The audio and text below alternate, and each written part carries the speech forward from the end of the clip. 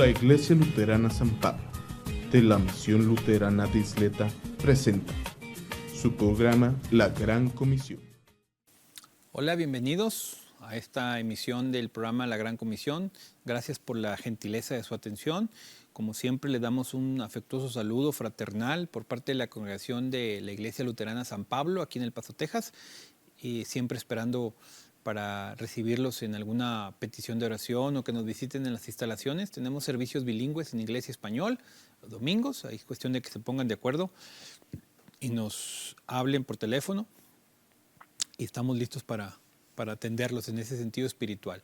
Por otro lado, como siempre, ahora invitándolos a que compartan las emisiones de estos programas y de todos los programas del canal 38 por la página de YouTube. Ahora ya con esta versatilidad pues podemos compartirla con nuestros familiares y amigos en otras zonas del país o de otros países de procedencia donde muchos de nosotros que estamos aquí vienen de otros países y bueno, tienen infinidad de personas que nos pueden escuchar y ver. Compartan siempre eso ahí en Life Christian TV, ahí hay pueden buscarlo así y suscribirse en YouTube para que puedan recibir la información de los programas que van saliendo.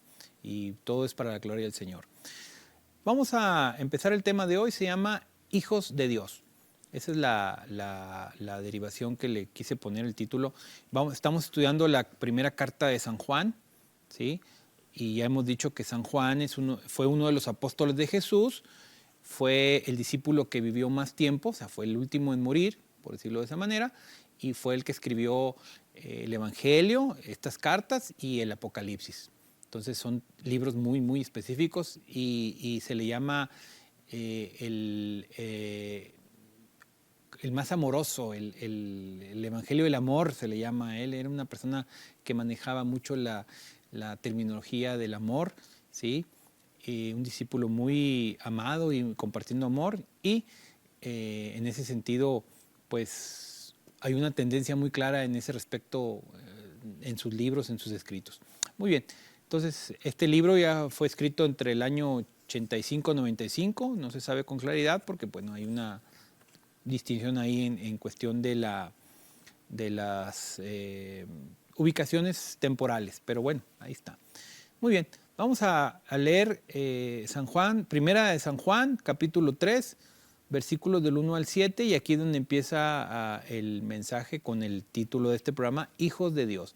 Tenemos una problemática, digamos, comunitaria, llamémosle así, natural, terrenal.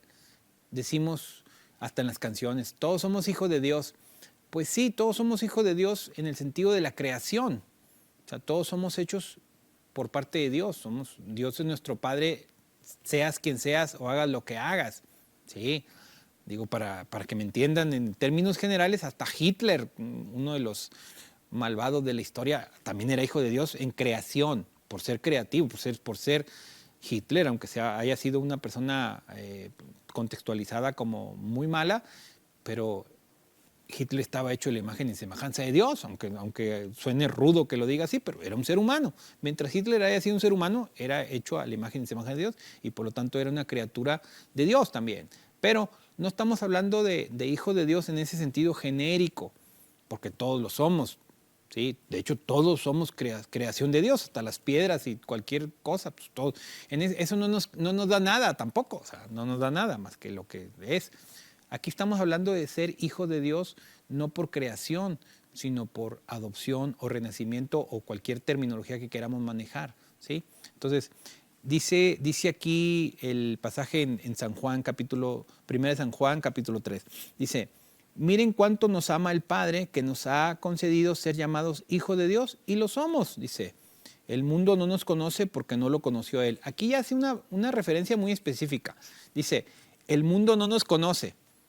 El mundo nos conoce a todos como hijos de Dios en general, buenos y malos. Dice, pero los que hemos sido adoptados por Dios como sus hijos, los que hemos aceptado su voluntad, los que hemos sido adeptos al sacrificio de Cristo en la cruz y que hemos reconocido nuestros pecados, los hemos confesado y hemos sido bautizados y recibimos los sacramentos y todo lo que tú ya conoces, dice, entonces nosotros somos los hijos de Dios. ¿sí? Somos los que verdaderamente somos los hijos de Dios, ¿sí? Dice, pero el mundo no nos conoce así porque no quiere aceptar que eso es así, ¿sí? No sé, ahorita en la actualidad hay tantas combinaciones de nuestra sociedad disfuncional que tenemos, que en ocasiones, por decirlo así, vamos a poner el caso de un hombre, pues.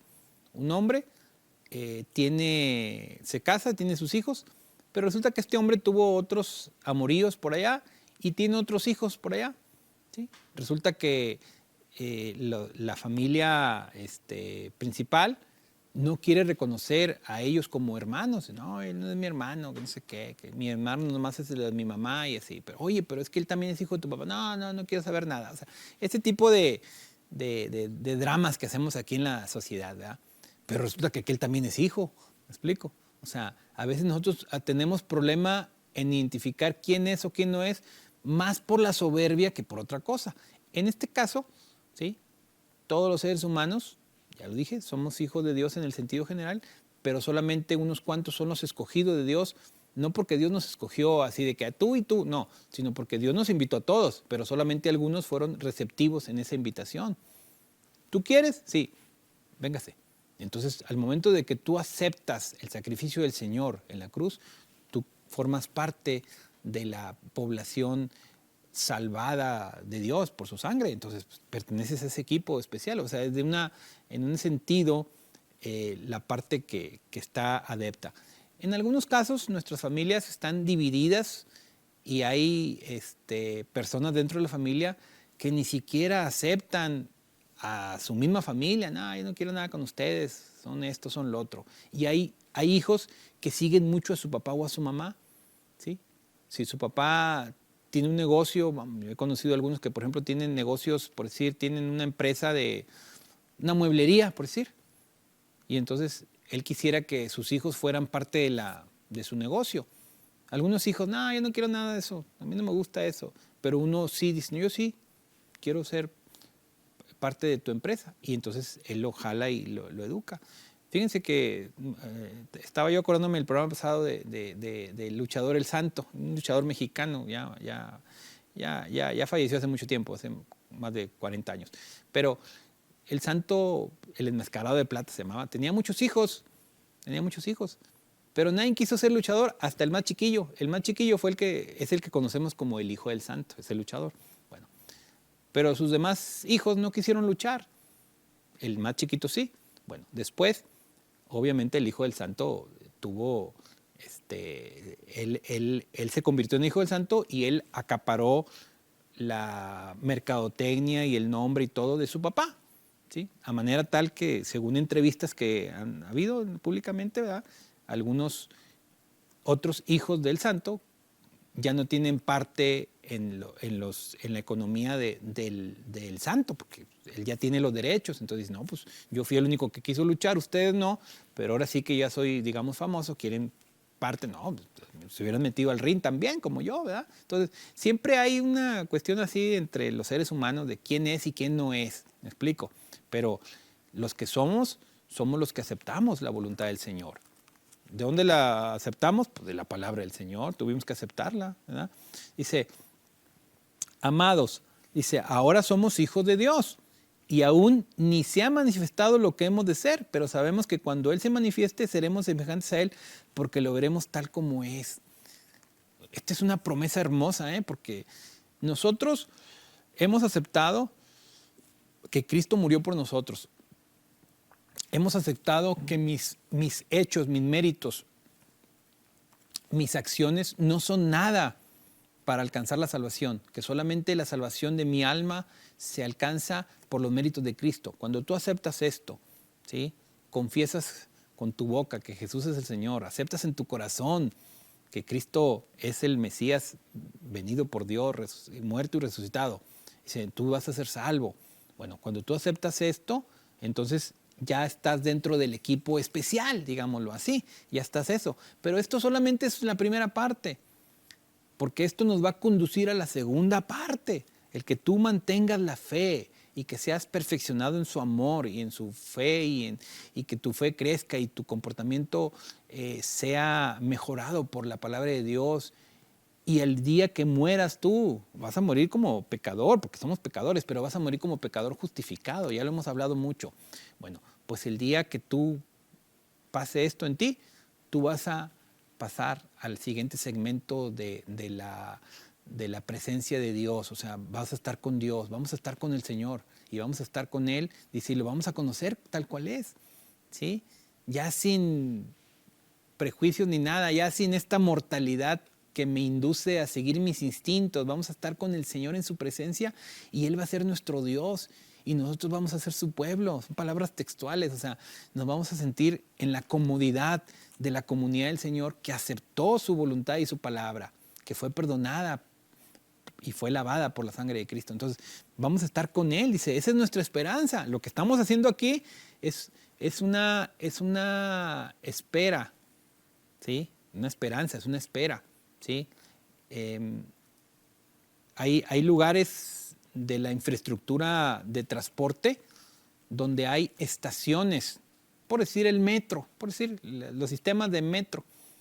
Tú te metes a la estación, pagas tu ticket, te metes, no está el metro, no está el tren, pero tú lo esperas, sabes que va a pasar, estás en el lugar donde pasa, todavía no lo ves, pero dices, ahorita viene. O sea, estás esperando. Aquí en este mundo, nosotros estamos en esa estación, esperando lo que va a pasar, pero todavía no lo tienes de frente.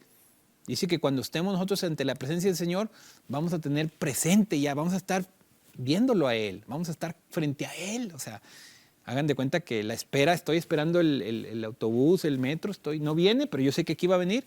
Llega, se culmina mi existencia humana, mis 50, 40, 80, los años que viva, termina mi existencia humana, salgo de este mundo siendo creyente, siendo salvado, siendo parte de la salvación y la gracia de Dios, y entonces es cuando llega ese tren que estaba esperando allá y lo veo cara a cara, dice, lo vamos a ver tal cual es, ¿sí? Eso es algo hermoso, ¿sí? Dice, todo aquel que tiene esta esperanza en Él se purifica a sí mismo como Él es puro. Tú mismo vas entendiendo y tú mismo vas comprendiendo cada vez mejor. Por eso es importante para el pueblo cristiano estar en contacto en la iglesia, en los servicios, en las cosas que hacemos. Es importante mantener el ánimo. Vamos a hacer una pequeña pausa y regresamos en un momento. Hablando de este pasaje, ¿verdad? Tenemos que entender que nosotros estamos purificándonos. ¿Cómo nos purificamos? Cuando mis pensamientos, mis emociones, mis sentimientos, mis conductas van cambiando dentro de mí por la consistencia de la palabra, ¿sí? Yo no puedo purificarme a mí mismo nomás porque yo soy buena persona o me siento buena persona. No. La palabra de Dios me purifica, me hace entender, comprender, cambiar, reflexionar, analizar, meditar. La palabra de Dios me hace que yo vaya mejorando en mis desempeños humanos, ¿sí? Me va dando todos los criterios para que yo pueda entender, ¿sí? Dice que nosotros tenemos que ir purificándonos como Él es puro. Por supuesto, no lo vamos a conseguir en este mundo, pero cuando estemos frente a su presencia, dice, lo vamos a ver tal cual. Y ahí el Señor nos va a purificar al 100%, lo más seguro. Ya estando allá, no sabemos cómo va a estar una descripción clara, pero vamos a estar con el Señor. Y ahí las penas y angustias ya no tienen nada que ver. Ahí vamos a estar con el Señor y vamos a estar como una población lavada, ahora sí, lavada, completamente blanca, como decía los salmistas, ¿verdad? Si el pecado fuera rojo, como blanca lana va a ser, o sea, ya no va a haber nada, ahí ya no va a haber pecado, no va a haber nada, ¿sí? Sigue diciendo el versículo 4, todo aquel que comete pecado quebranta también la ley, pues el pecado es quebrantamiento de la ley, ¿sí? Tenemos, ya hemos analizado lo que es el pecado en otras ocasiones y tenemos el pecado en dos modalidades, ¿sí? Una, que es el pecado natural, ¿sí? que surge del ser humano porque somos malosos, y la otra es el pecado intencionado, el que yo sé que no tengo que hacerlo y lo hago. Aquí está hablando por ese lado. O sea, nosotros sabemos que hay un quebrantamiento de la ley. La ley me dice que no haga esto y yo lo hago. Lo estoy haciendo con conocimiento de causa, ¿sí? Entonces, obviamente, tenemos que aceptar que nosotros tenemos conocimiento de la causa y aún así lo hacemos, ¿sí? Y luego dice, todo aquel que permanece en él no peca. Todo aquel que peca no lo ha visto ni lo ha conocido. Este es un pasaje muy complicado. Así a soltarlo así a la brava es muy complejo, no solamente para las gentes que no entienden nada de esto, sino inclusive para la gente que está dentro de la comunidad cristiana. ¿Cómo que no peca? ¿Cómo que si fíjense muy bien lo que dice. Dice, todo aquel que permanece en él no peca. Todo aquel que peca no lo ha visto ni lo ha conocido. Entonces dice, caray, entonces ya me metí en broncas porque yo sí soy pecador. Entonces quiere decir que no, quiere decir que sí. O sea, estamos en ese sentido confundidos, porque la forma de cómo lo escribe San Juan o San Pablo a veces nos hace referencia a cosas que nos confunden a nosotros. Pues somos nosotros los confundidos, ¿sí? Tenemos que aclarar, y de hecho en el programa pasado, aquí lo tengo justamente porque estamos leyendo la epístola de San Juan, dice, si decimos que no tenemos pecado, nos estamos engañando a nosotros mismos y la verdad no está en nosotros. Si confesamos nuestros pecados, Él es fiel y justo para perdonar nuestros pecados y limpiarnos de toda maldad. Si decimos que no hemos pecado, lo hacemos a Él mentiroso, ¿sí? Su palabra no está en nosotros. O sea, pero acá dice,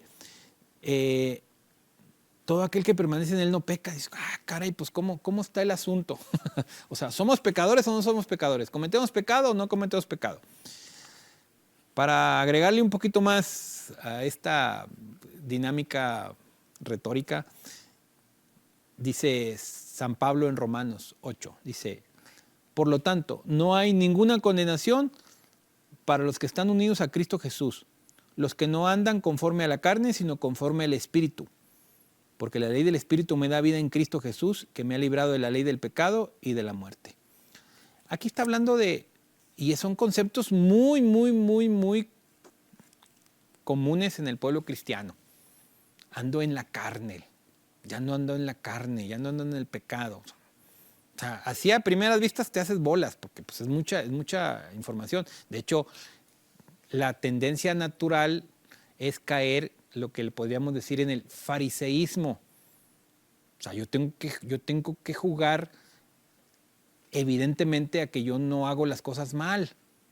Sí las hago, pero no me puedo exhibir, porque si la gente me ve, me va a señalar, oiga, pues no, que usted va a la iglesia, mire usted lo que hizo, ¿sí? Me acuerdo una vez que llegó una persona a la iglesia, ahí al portón de la iglesia, y me dijo, tengo hambre, necesito que me ayude. Y yo en ese momento iba saliendo, le dije, ¿sabe qué? De momento pues no tengo nada que darle porque ya me voy de pasada y no sé qué. Yo tratando de buscar algo que pudiera yo ofrecerle, ¿sí? Pero de momento no tenía nada que ofrecerle. Le dije, ay, discúlpeme, pero de momento ya me voy para afuera y nomás vine así rápido y ya me voy. No, de momento no tengo nada que ofrecerle, así que satisfaga su necesidad. Y luego me dijo la persona, es que usted está obligada. Caray, ¿por qué estoy obligado? Le dije, porque usted es cristiano y está obligado a ayudarme. Caray, dije, bueno, pues nunca lo había visto así, tajante. Caray, dije, bueno, si de alguna manera sí es correcto ayudarle, no le digo que no. Hay una obligación espiritual, pues, por supuesto que sí. Dije, pero de momento no tengo nada que darle. No traigo ni dinero en la cartera, no traigo nada, no tengo nada que darle. En este momento no tengo nada que darle en el sentido material que usted necesita. Le dije, discúlpeme mucho, pero no puedo ayudarlo en este momento. Lo más que puedo hacer es pedirle a Dios por usted bendiciones o lo que sea, pero algo así que ahorita en este momento le dé, pues no, le dije, y tengo un chorro de prisa, me tengo que ir y no traigo nada, ¿sí? Pero él decía, usted está obligado. ¿Por qué? ¿Obligado? O sea, en el sentido, porque desafortunadamente ese estilo fariseico es, tú tienes que al menos aparentar ser lo que dices ser, ¿sí? En ese sentido, aquí San Juan lo hace aparentemente que si tú eres salvo, tú no puedes pecar, pero somos pecadores. Y él mismo lo dice en este mismo capítulo, en el capítulo 1 dice, no crean que se contradice en el capítulo 3, no, lo que pasa es que está afinando el concepto, ¿sí? O sea,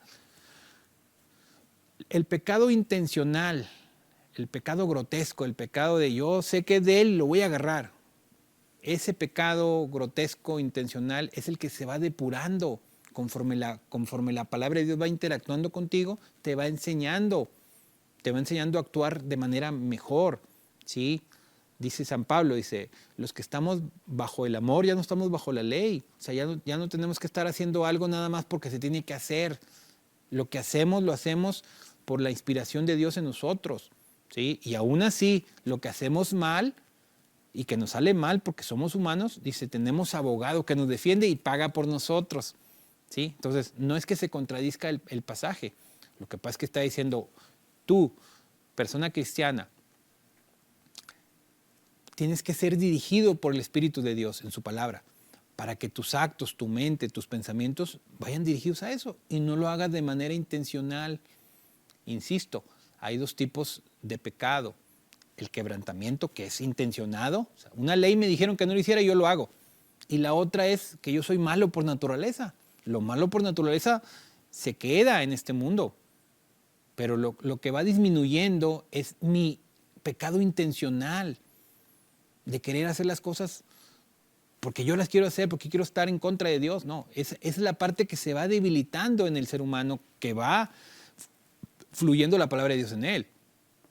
¿Seguimos siendo pecadores? Claro, no hay ni uno solo que no lo sea.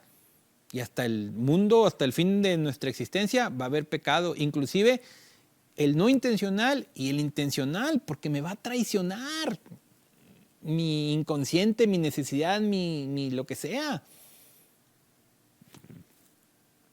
Pónganse a pensar, algo que necesito en este momento, me lo voy a comer porque tengo mucha hambre, ¿sí?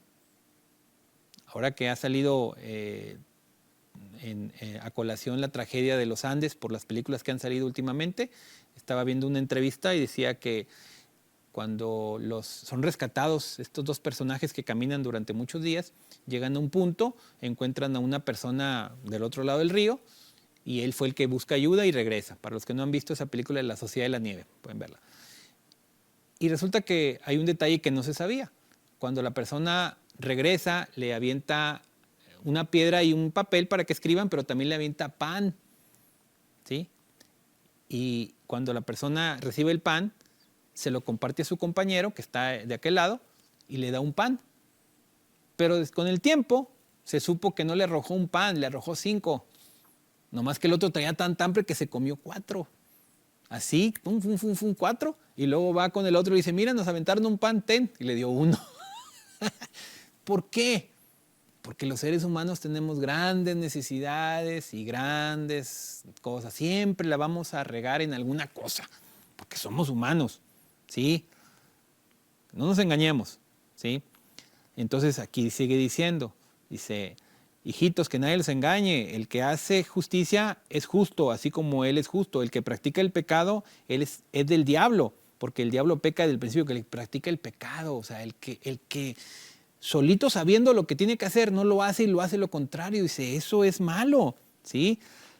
Para esto se ha manifestado el Hijo de Dios, para deshacer las obras del diablo. Insisto, aunque seamos con el conocimiento de Dios, aún dentro de nuestra naturaleza humana, siempre va a haber algo que nos inclina a lo malo. Esa es la problemática. Pero tenemos abogado, dice San Pablo, tenemos abogado que nos cubre. Dice, todo aquel que ha nacido de Dios no practica el pecado, porque la simiente de Dios permanece en él y no puede pecar porque ha nacido de Dios. O sea, la simiente es la semilla. Si tienes la semilla del Evangelio, esa va a crecer dentro de ti bastante para que tú puedas ir desarrollando la parte que fluye el Evangelio en ti. Sigue diciendo, me voy a brincar tantito, dice, el versículo 11 dice, este es el mensaje que ustedes han oído al principio, que nos amemos unos a los otros. El amor es la esencia natural del Señor. Por amor construyó este universo y por amor nos hizo a nosotros.